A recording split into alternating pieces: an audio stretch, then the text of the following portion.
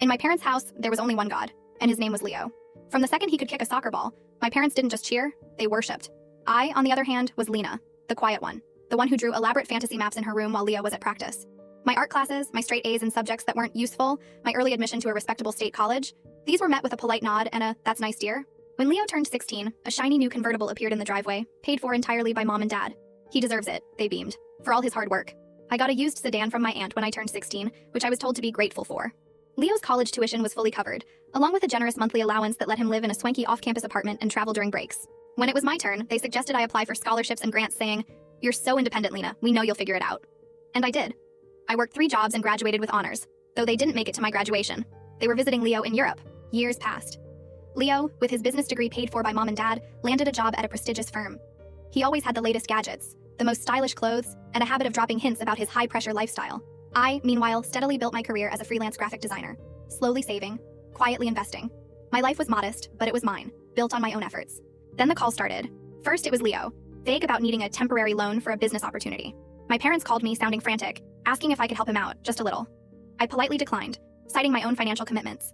They sounded disappointed, almost accusatory. The calls escalated. My parents mortgaged their home, then liquidated their retirement accounts. "Leo's had some bad luck," Mom whispered through sobs on the phone. "He invested poorly. He owes money." It wasn't just bad investments. It was a deep, destructive addiction to high-stakes online poker, something they had overlooked or enabled, always believing their golden boy would bounce back. One crisp autumn evening, my phone rang. It was Mom, her voice thin and desperate. "Lena," she choked out.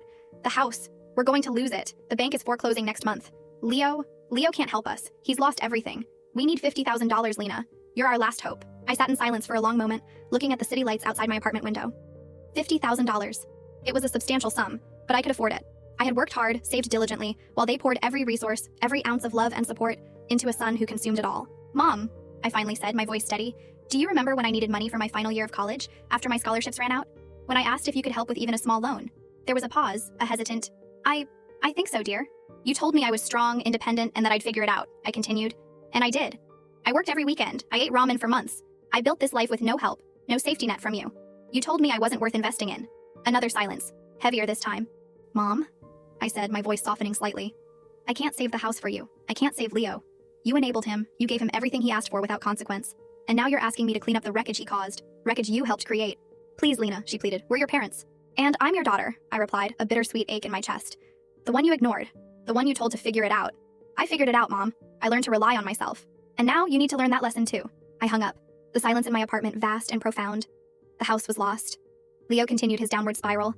My parents ended up moving into a small rented apartment, humbled and broken, and the independent one they'd ignored was the only one left standing.